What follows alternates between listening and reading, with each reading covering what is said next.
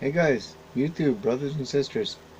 Sorry for the angle and the lights and stuff. My kitty's on my lap and my feet are up and I don't want to move. But I was just sitting here having a conversation with somebody and trying to. They were at work and missed the whole Abrahamic Accord and all that stuff, right? So I'm kind of dropping all this information, and as it's coming out, I'm realizing something here. Okay, here's a little breakdown of what I've noticed through the news or whatever, right? Um, when Turkey invaded Syria, what, 8 months ago, right? The US left Syria and went to the oil fields. They may not have left Syria, but they left the north where they were helping protect from what were those guys called? ISIS. And they left the Peshmerga fighters, who were Christians. They were Christians. The Peshmergas were Christian women. That girls, young women that were like 18, young girls that dedicated their lives and their bodies, because you don't want to be caught there, to Jesus, to fight, to protect the other Christians that couldn't. And so they trained themselves and got AKs and camo and went to war. And they were despised and feared by the ISIS fighters, because in their um, thing there, if an ISIS fighter died in battle, they were given great rewards, unless they were killed by a female, in which case they lost all rewards and were looked down upon. I do believe that's what I had heard anyway. I don't know the custom, but that's what I heard, right? So, um, when they went in there, they went in. Wow, that's too brutal and stuff, whatever. They took over that northern area, slaughtered the Christians, and went down. And that kind of fulfilled the prophecy part, right? Because then now Syria, the last place down there that didn't have deathly enemies of Israel, did. And the enemy that was there of Israel happened to be the army that came in. And the army that came in was Turkey. And Turkey had just made a deal where it was Turkey, Russia, and Iran, who calls Israel and the US little and big Satan. So now they were right outside the door, basically speaking, right? On a neighboring border, and that fulfilled some prophecies, right? So I'm sitting here and I'm talking about all this, but there's more to the details, right? Remember, the US left and they went and sat in the oil fields, and they had to, because, like, you can't really fight Turkey when Turkey's a United Nations member, right? So that makes them an ally. So you can't really fight an ally. So you had to leave. So now, or they had to leave. So now, if he signed the peace agreement with Israel and all them places, now he's allied with Israel in the peace, right? If you're allied with the U.S. in peace, aren't you kind of backed up? And they've always been close, right? But we still have the other people who are not close and they're not friendly. Turkey still hates. Iran still hates. And from what I saw, Russia's parked outside the door there in the water. So, um,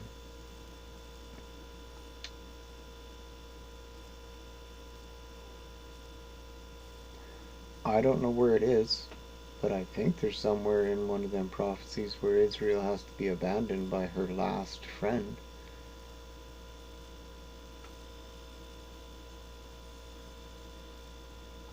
We could be there, guys. We could be there.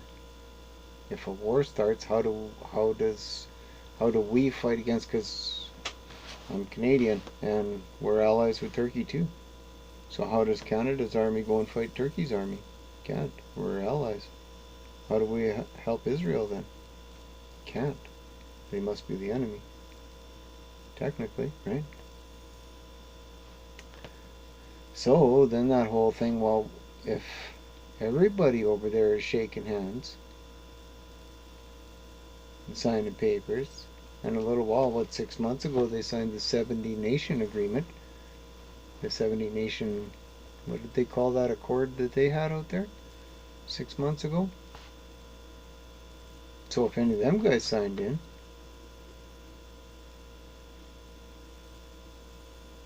one world, whatever you want to call it. And we know that they're all friends with the Pope. They are all friends with the Pope. So we know what one world religion will be. I wonder what the money's going to look like. Oh yeah. Cashless. Digital society. Got a card? ID. Money comes in online. I'm in the middle of booty land, so if you want something, you have to pay with a card.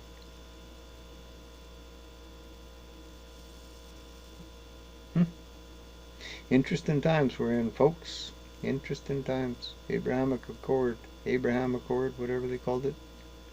I don't know if that's, I don't even remember any details on it, but I did see a guy did a study on it, and he was saying there's things missing. But since the time that was done and today, who knows what has changed? Really, he was saying, well, if they sign it can't be because this and this or something, but I don't know, maybe those things happened already. So much has happened so fast in the world, it's not even funny, right? By the time that I get this out, there could have been more things that happened out there and I haven't seen because I haven't even looked, right? I only know a couple things that happened. I haven't actually gone and searched too deep at all to see what's been happening over there. For all I know, there could be bombs flying all over the place right now.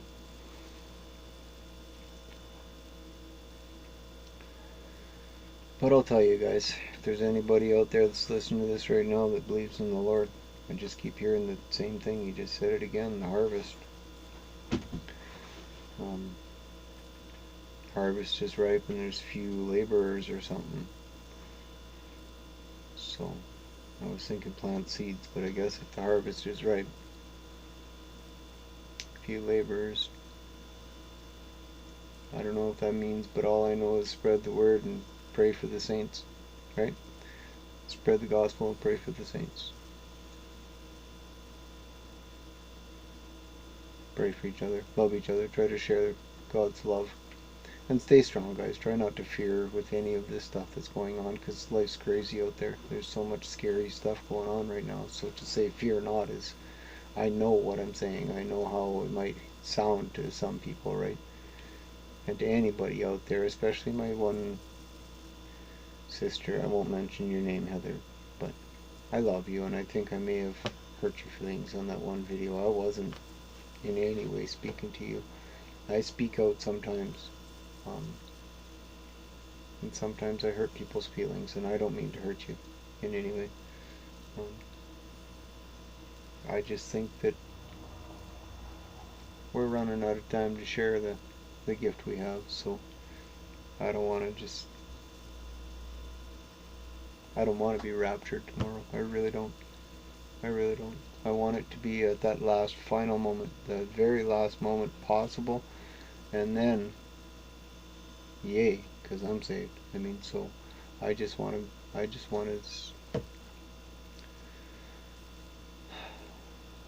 as many people to hopefully hear the Spirit's message through me as I possibly can help him do in whatever way I can. I'm not trying to tell anyone else that they have to go out and try to work harder or do more or change their lives or do anything. Oh, that's almost a blatant lie. I am telling everybody to go out, and I don't mean this in it, because I did tell everybody, go out and share the gospel, you know. because this is a gift we were given, and he wants us to share it with everybody. That's all I can find in the Bible that he tells us we must do. He says we must love God with all of our heart, soul, and mind. He says we must love our neighbor as ourselves, or as he loves us, right? And he tells us to go out and share the gospel, the good news of the soon coming of the kingdom, and to pray for the saints with all in the spirit, with all supplication or something, right? Um, and to not avoid fellowship, which is something I'm learning. You know what I mean?